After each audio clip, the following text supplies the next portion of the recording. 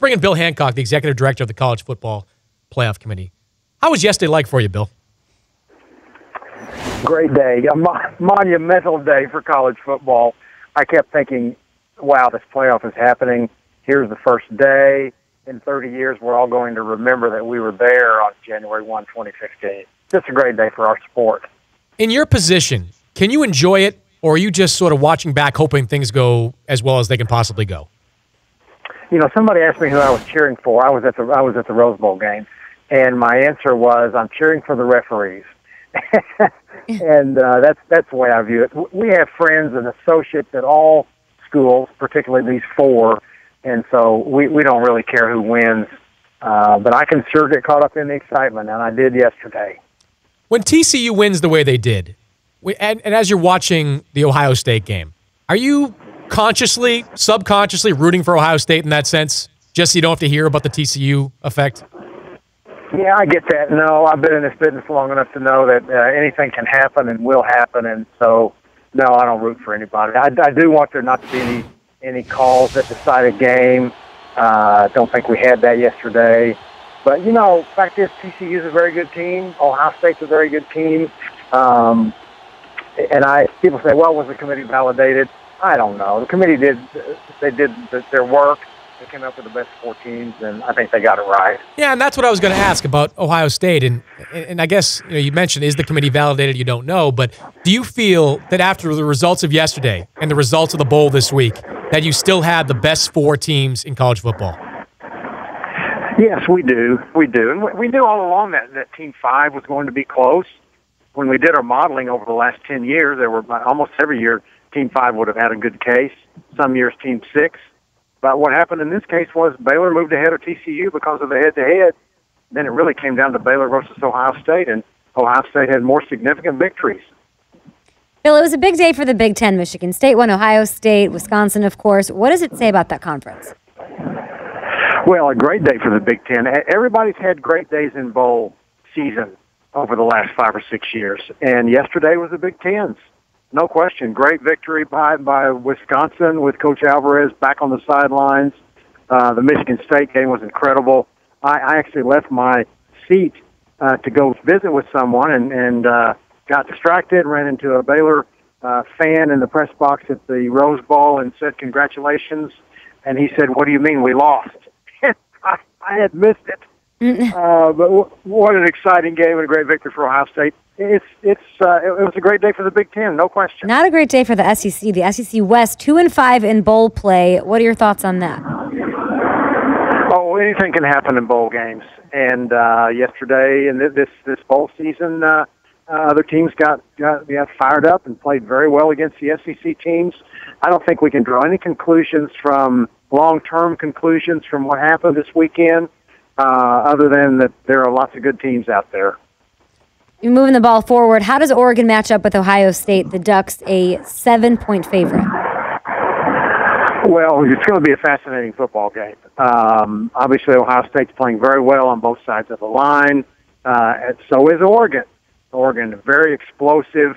I just think we're going to have a phenomenal game. And, you know, I'm really caught up with the talk this morning that Ohio State and Oregon also played in the first NCAA tournament championship game. And now here they're playing in the first football tournament championship game. What are the chances of that happening? He's Bill Hancock, Executive Director of the College Football Playoff, joining us here on the Dan Patrick Show. Bill, one of the fallouts I hope happens from this college football playoff is that we see a toughening of the schedule for out-of-conference schedule for some of these power teams, that we don't see these early season gimmies that some of these schools schedule. If an athletic director came to you and asked you, what's the best move for me? Is it scheduling a power school out of conference or continuing to schedule some of these softer touches? What would you say to them? I would say I know that scheduling is tricky, and every school schedules for what it needs. An up-and-coming program needs to schedule some victories. Programs that are, however, going to be more solid and are going to make a run at the playoff had better play a better non-conference schedule.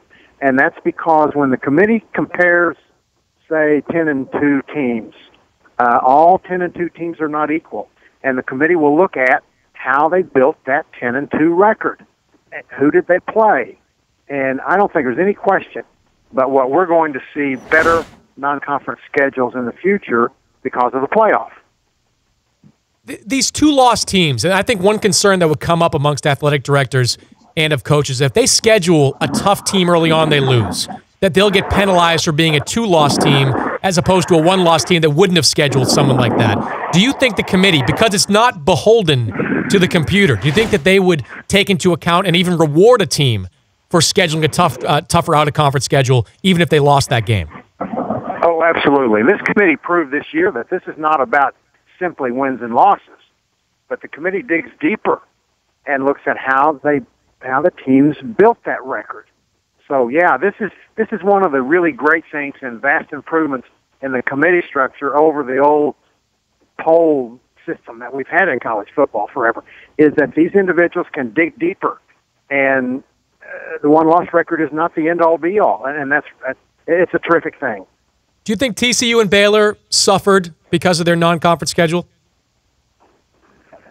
Well, I think you just comparing Baylor against Ohio State, I think if you look at the non-conference schedule, the Cincinnati game was significant for Ohio State. Navy's awful hard to play, and obviously Ohio State did have the loss against Virginia Tech, but Ohio State's schedule overall was stronger.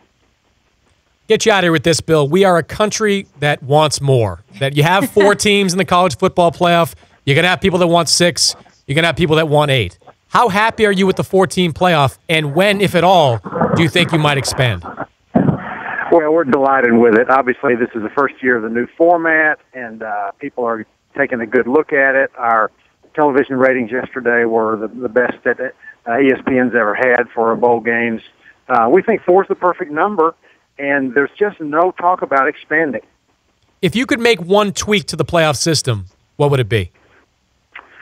I'll tell you, as of today, as I head back to our office from Pasadena, I really can't think of any. I said the committee protocol and processes worked. One thing about next year is we'll go back to a 14-week season. This year we had 15 weeks, and that may lead us to maybe reduce the number of weekly standings by 1 or 2, maybe go from 6 maybe to 5. But the committee will be talking about that during the off season. Good to visit with you, Bill. Congratulations on all the success, and enjoy the national championship game. Well, thanks for having me on, and Happy New Year. Happy New Year. That's Bill Hancock, Executive Director of the College Football